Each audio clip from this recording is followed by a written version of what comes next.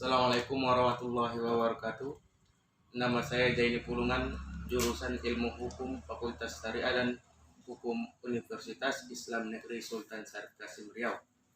Pada kesempatan kali ini, saya akan mewawancarai salah satu notaris di Kabupaten Paranglawas, yaitu mengenai wawancara pendaftaran tanah, yaitu dengan Bapak Rahmat Perlaungan Siregar SHMKM. Assalamualaikum Pak. Waalaikumsalam warahmatullahi wabarakatuh. Baik, langsung saja pada pertanyaan yang akan saya tanyakan. Yang pertama ialah, apa sih Pak yang dimaksud dengan pendaftaran tanah? Silakan Pak. Pendaftaran tanah ya sebagaimana dalam Peraturan Pemerintah Nomor 24 tahun 1997, yaitu pada bab 1 ketentuan umum pasal 1, yang mana pendaftaran tanah adalah serangkaian kegiatan yang dilakukan oleh pemerintah secara terus-menerus, berkesinambungan dan teratur, meliputi pengumpulan data, pengolahan, pembukuan dan penyajian serta pemeliharaan data-data yuridis dalam bentuk peta. Adapun asas pendaftaran tanah yaitu asas yang sederhana, aman, terjangkau, mutakhir dan terbuka. Itu kira-kira. Yang selanjutnya, apakah landasan hukum mengenai pendaftaran tanah?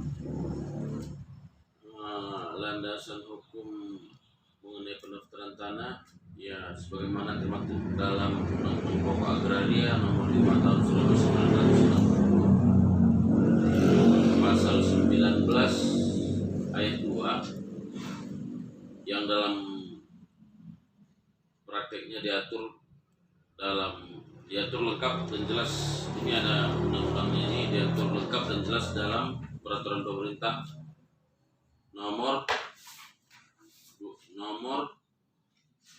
24 tahun 1997. Itulah landasannya. Baik. Agar ya.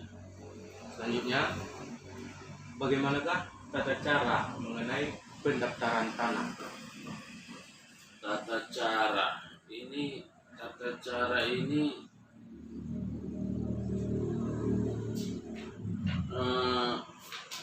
cara mendaftarkan tanah atau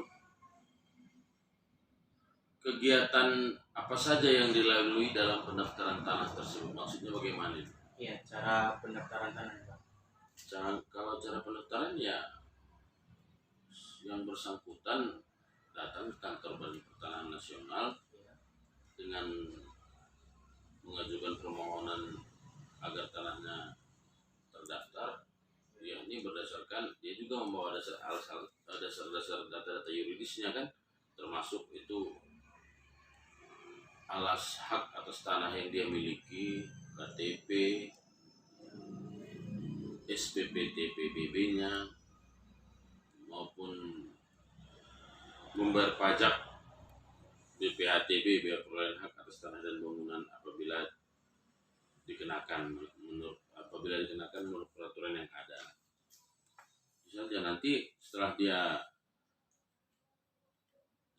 dia mau memasukkan permohonannya ke kantor pertanahan setempat, Ya. itu kegiatannya itu termasuk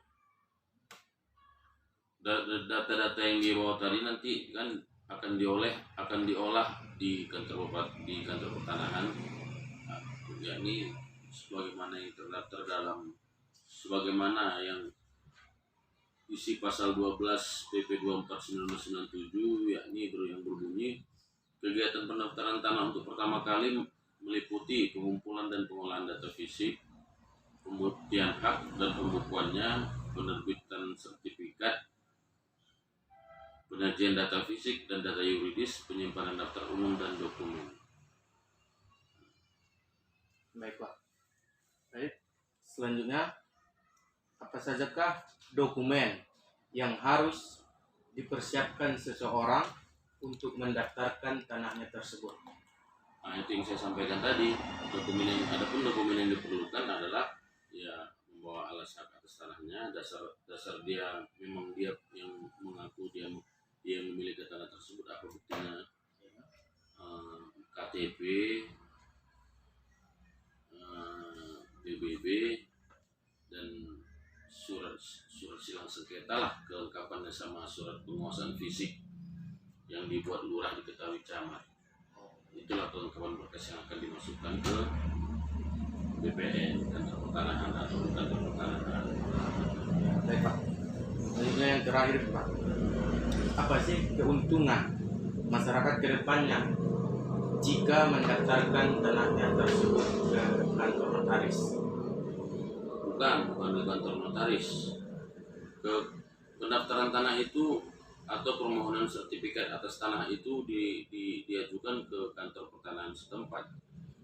Kalau kita di Padang Lawas ini karena belum ada kantor pertanahan atau badan pertanahan nasionalnya, kita masih gabung ke BPN Tapsel ataupun kantor pertanahan Tapsel. Jadi kita datang ke sana ya.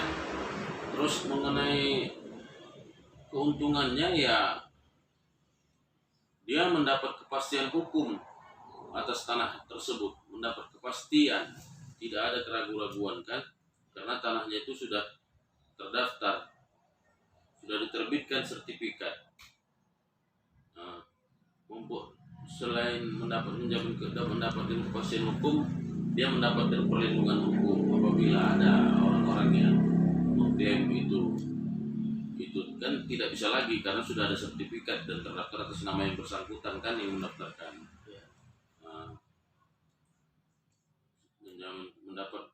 mendapat perlindungan hukum lah, saya rasa itu aja. Dan tanah yang sudah bersertifikat itu berbeda itu harga jual beli dibanding tanah yang belum bersertifikat, pasti lebih mahal yang sudah bersertifikat. Kalaupun mahal yang mungkin di tengah kota yang belum bersertifikat itu, apabila disertifikatkannya tanah tersebut mungkin jadi bisa lebih naik lagi harganya, kira-kira gitu Ya. Baik Pak, itu saja yang dapat saya tanyakan. Terima kasih Pak. Oke.